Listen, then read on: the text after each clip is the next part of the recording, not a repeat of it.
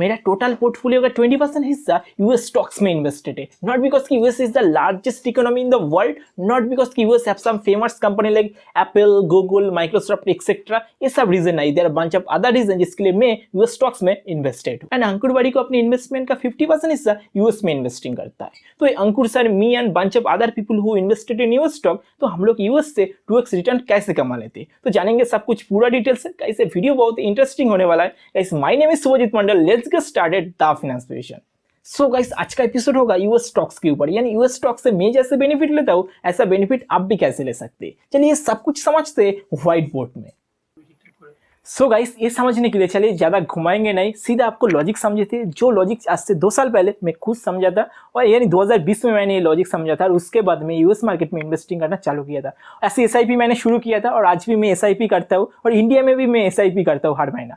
तो चलिए ये समझने के लिए हम लोग 2 चीज़ देखते हैं। पहला चीज़ देखते हैं कि इंडियन मार्केट का इंडेक्सेस देखते हैं, और दूसरा चीज़ हम लोग यूएस मार्केट का इंडेक्सेस देखते हैं। तो इंडियन मार्केट का इंडेक्सेस निफ्टी 50 को देखते हैं। चलिए निफ्टी 50 को लास्ट 5 साल से कैसे परफॉर्म कर रहा है, चलिए ये देखते हैं। तो निफ्टी 50 में हम लोगों को दिखाई दे रहा है कि लास्ट 5 साल में निफ्टी 50 अराउंड 71% एवरेज रिटर्न हम लोगों को दिया है। चलिए अब ये देखते हैं कि यूएस की मार्केट यानी यूएस का इंडेक्स S&P 500 कैसा परफॉर्म कर रहा है। तो लास्ट 5 साल से हम लोगों को दिखाई दे रहा है कि S&P 500 अराउंड 69% एवरेज रिटर्न हम लोगों को दिया है। तो हम लोग इधर देख के ये कंफर्म हो गया कि इंडियन मार्केट और US market around equal return provide करते हैं। तो इधर 2% का डिफरेंस है, ज़्यादा डिफरेंस नहीं है, 2% का डिफरेंस है इंडियन मार्केट और यूएस मार्केट के अंदर। तो इंडियन मार्केट 71%, S&P 500 यानी यूएस के मार्केट 69%।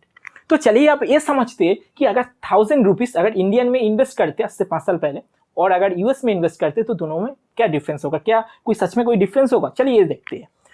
तो हम लोग 1000 रुपीज़ इन्वेस्ट करेंगे कहाँ, पहले इंडिया में इन्वेस्ट करेंगे, ठीक है। तो 1000 रुपीज़ पहले हम लोग इंडिया में इन्वेस्ट किया, एवरेज रिटर्न कितना, एवरेज रिटर्न 71%। एक्चुअली मेरा हैंड राइटिंग बहुत ही खराब है तो थोड़ा एडजस्ट कर लेना। तो हम लोगों को 71% रिटर्न यानी 710 रुपीज़ रिटर्न हम लोगों को मिला, और प्रिंसिपल अमाउंट जो हम लोगों ने इन्वेस्ट किया था। तो टोटल हम लोगों को इन्वेस्टमेंट अमाउंट हो रहा है 1710 इंडियन रुपीज़, ठीक है। ये हम लोग इंडिया में इन्वेस्ट करके 5 इयर्स इन्वेस्ट करके हम लोगों को मिला, ठीक है। चलिए आप ये समझते हैं, अगर यूएस मार्केट में हम लोग यही 1000 रुपीज़ अगर इन्वेस्ट करते तो क्या होता।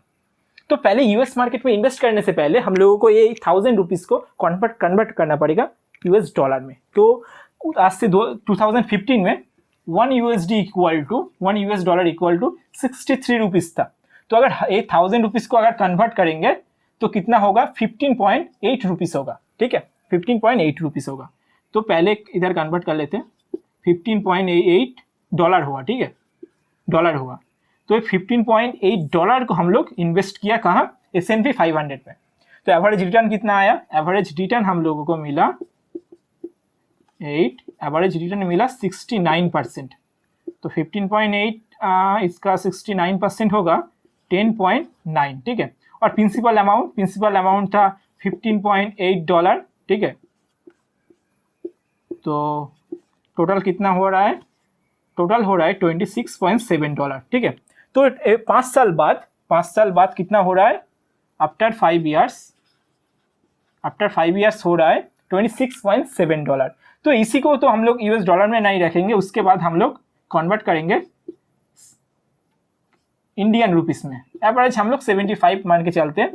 तो अगर यही 75 से अगर मल्टीप्लाई करते कितना होगा, 2002 रुपीज़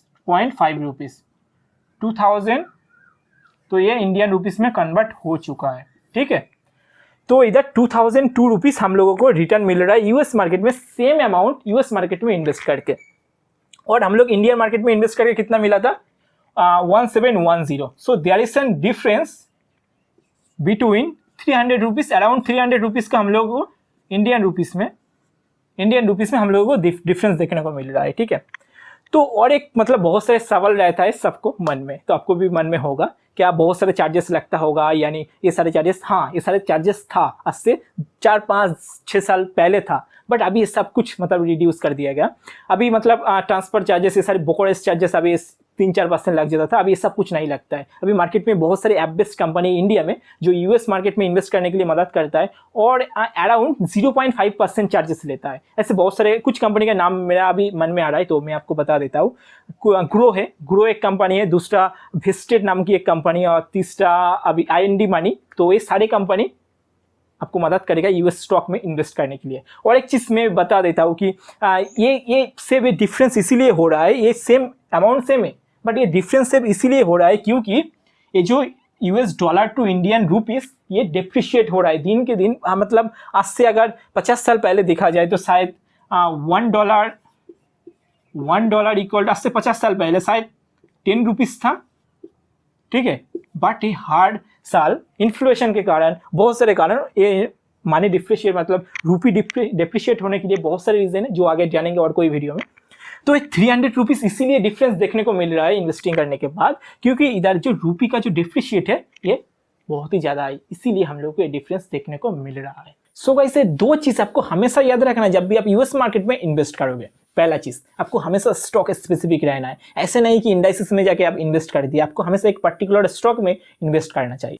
दूसरा चीज़, इंडिया में हम लोग कैसे इन्वेस्ट करते हैं? इंडिया में हम लोग कैसे इन्वेस्ट करते हैं? हम लोग देखते हैं कि यार ये वाला पर्टिकुलर मार्केट क्या ग्रो होगा। अगर ये वाला पर्टिकुलर मार्केट अगर ग्रो होगा तो कौन सा कंपनी सबसे ज़्यादा बेनिफिट ले पाएगा। तो अगर ये वाला कंपनी अगर सबसे ज़्यादा बेनिफिट ले पाएगा तो अगर ये वाला मार्केट ग्रो होगा तो उसके साथ साथ ये वाला कंपनी भी ग्रो होगा। तो अगर कंपनी ग्रो होने का मतलब है इसका स्टॉक भी ग्रो होगा। तो हम लोग इंडिया में ऐसे इन्वेस्ट करते हैं। बट यूएस का जब बात आता है तब इसका सिनेरियो बिल्कुल बदल जाती है, क्योंकि यूएस एक डेवलप मार्केट है और इंडिया एक डेवलपिंग मार्केट है। इंडिया में बहुत ज़्यादा मतलब अनऑर्गेनाइज सेक्टर है, तो ऑर्गेनाइज सेक्टर से ऑर्गेनाइज हो रहा है तो ऑर्गेनाइज प्लेयर के पास मार्केट शेयर इंक्रीज हो रहा है।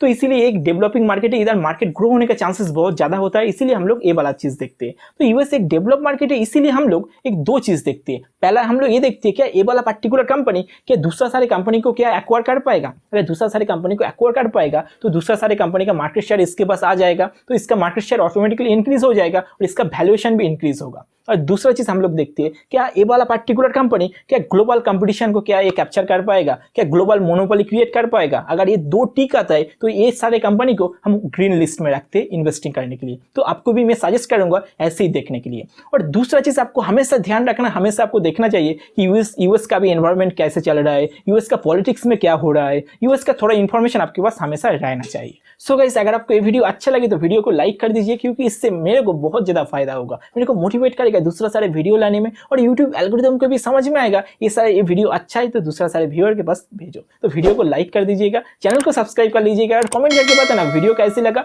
और यूएस स्टॉक मार्केट के बारे में आपको क्या ख्याल है, यूएस स्टॉक के बारे में आपका क्या ख्याल है, कमेंट में जरूर शेयर करना। और चैनल को सब्सक्राइब कर लीजिए। तब तक tata bye bye, see you on next video.